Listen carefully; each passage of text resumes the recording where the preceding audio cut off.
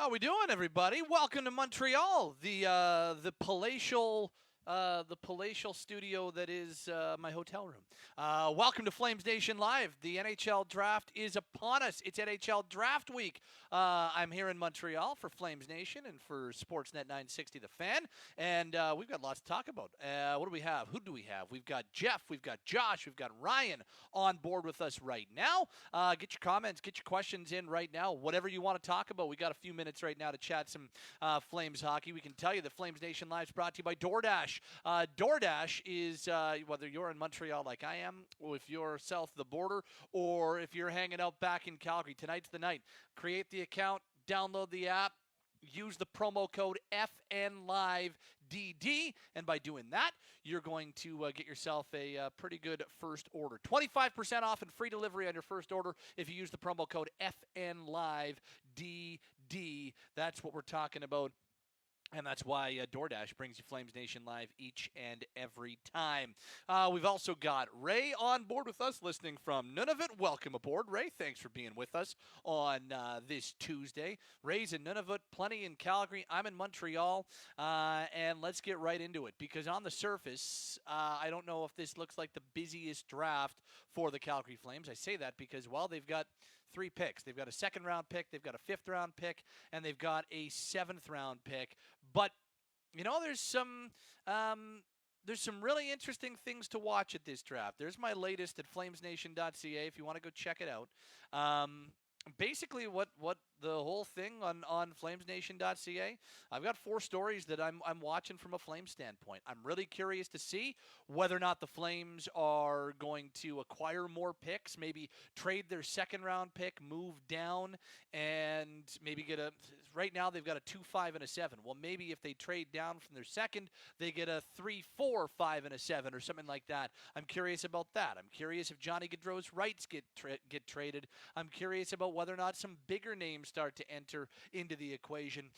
We talked on yesterday's edition, Monday's edition of Flames Nation Live while we were still in Calgary, and we talked about how maybe it's Backlund, maybe it's Lucic. You know, what about the possibility of a Matthew Tkachuk trade at some point this offseason, and would the draft be the place to do it? All those things. I'm curious. I mean, on the surface, looks like it's going to be a pretty quiet week for the Flames, but one thing happens, and all of a sudden we're talking about a completely different world when it comes to Brad Treliving and the Flames. Let's get right into it on the live chat if you're with us right now. First with Daniel, who says, who's going first overall? Well, I really think that it's going to be right. As much as Montreal's playing pretty coy with it, I still think it's going to be right. You know, I know Chris Peters, who did his final rankings over at Daily Faceoff, he had Cooley as his number 1 pick. I know there are there's a little bit of variance, but I do think just my gut says they go right. That's just my guess. We'll see, but they are doing a pretty good job keeping it under wraps. Ryan says, any possibility of a Chychrun deal to Calgary?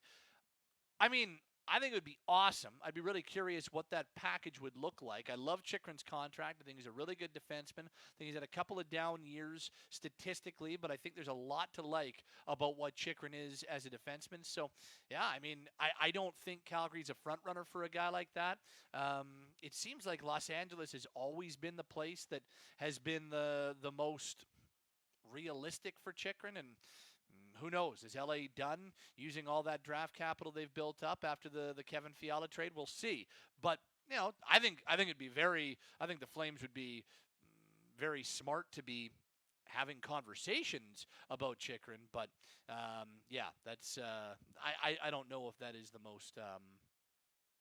most realistic, but I think it'd be a great trade for him.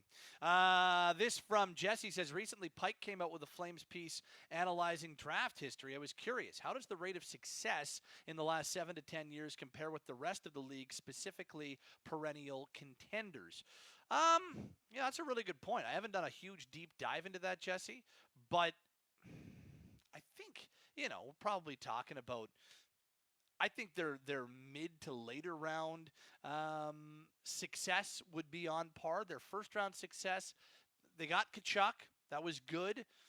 They haven't had a lot of hits in the first round, mainly because they haven't always had their first-round pick. We're still waiting to see what Zary, Coronado, and Pelche turn into. That's interesting. I'd have to do a deeper dive on that one, Jesse. Ray says keep Kachuk, please. And Ryan says if they keep Gaudreau and Kachuk, they're going to have to trade somebody, whether it's Monahan or Shillington or something like that. If they keep both guys, I could absolutely see somebody like Oliver Shillington being on the move and maybe trading his rights elsewhere, because that's a one contract that you would not have to negotiate. Here is the latest on Johnny Gaudreau, by the way. Elliot Friedman, Jeff Merrick on the 32 Thoughts podcast with the latest on Johnny and kind of where things are at right now with Gaudreau and the Flames 8 days from free agency. Calgary Flames and Johnny Gaudreau. This is a very sensitive issue. It is one that is so sensitive that neither side was willing to, and both agreed to not talk about it all season long.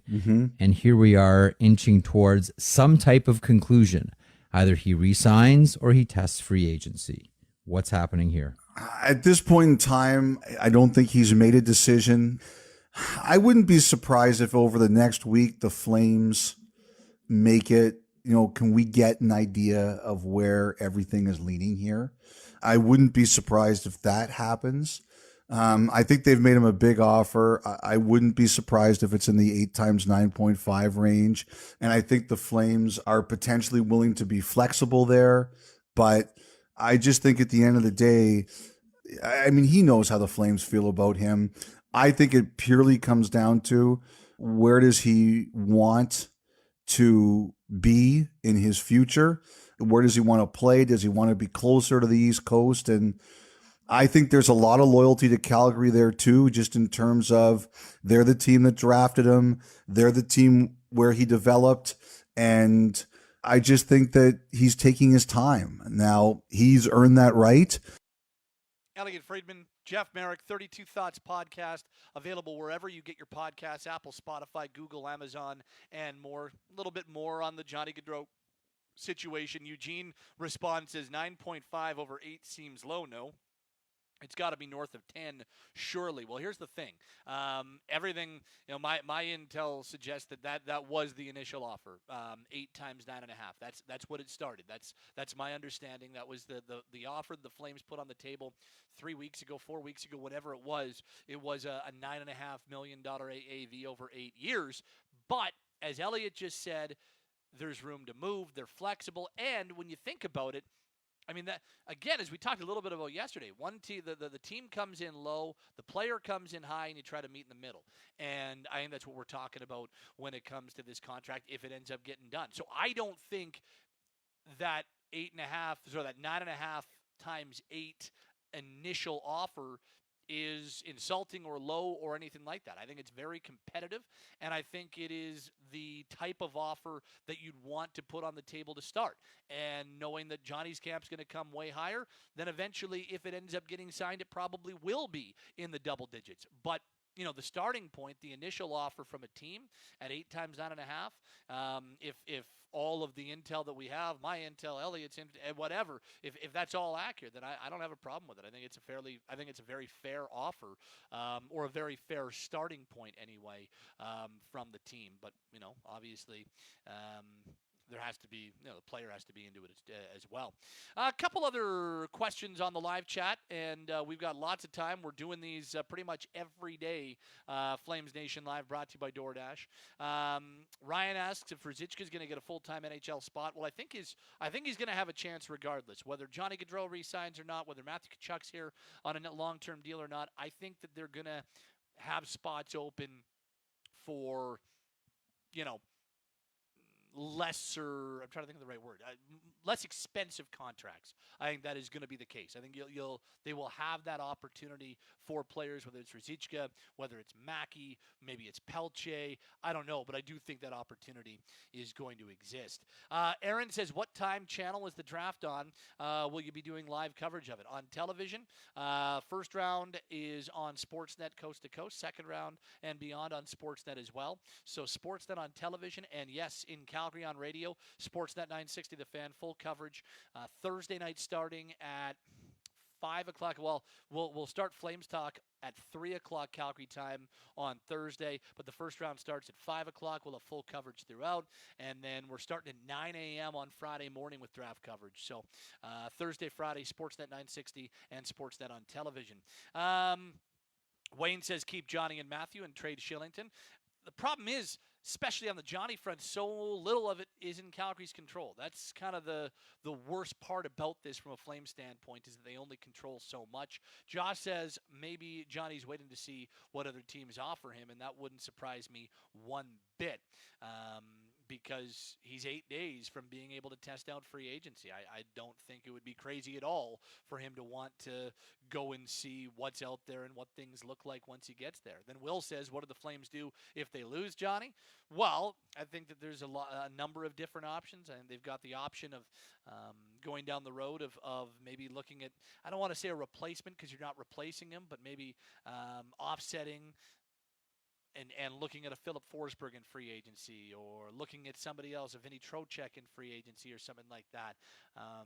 If Matthew Tkachuk is not going to be a long-term option for the team, which is kind of one of the other things that's hanging over this offseason, well, then maybe you go in a completely different direction. You go a little bit younger, you do a rebuild, so on and so forth.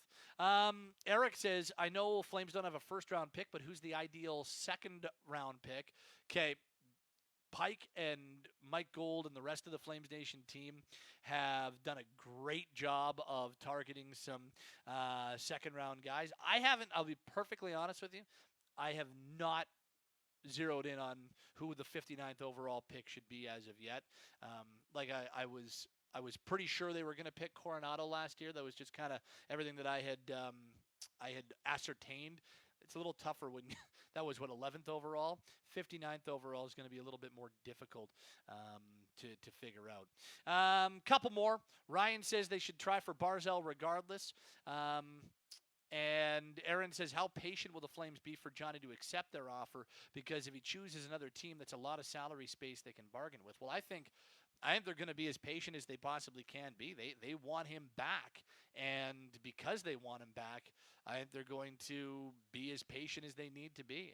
And wouldn't surprise me if we're talking about them still waiting and this going right down to the 11th hour a week from tomorrow. Or I guess it would be a week from today would be the final day of, before free agency opens. So it wouldn't surprise me if, this time next week we still don't have an answer, but that doesn't mean he's not re-signing. There's a lot going on right now. Great stuff on the live chat. Just one more thing. Flames announced their preseason schedule on this Tuesday. It starts with a split squad game against Vancouver on September 25th, and then lots of preseason action from there.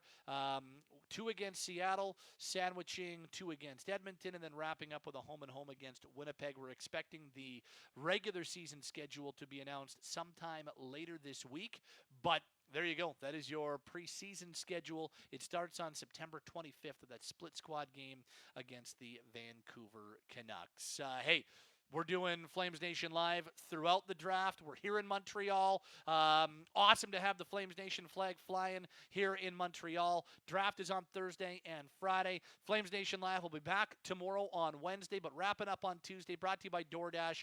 FN Live DD is your promo code. Use it and get 25% off and free delivery on your first order. Hey, tune into Flames Talk as we're getting going. If you're listening live or watching live, Flames Talk gets going in about half an hour. If not, thanks for stopping by with us on demand on Flames Nation Live. You can always get us on demand, Facebook, Instagram, YouTube, and more. Be well. We'll talk to you on Wednesday. Glad we got out here to Montreal. We're getting closer to the NHL Draft. It's been another edition of Flames Nation Live. I'm Pat. Be well.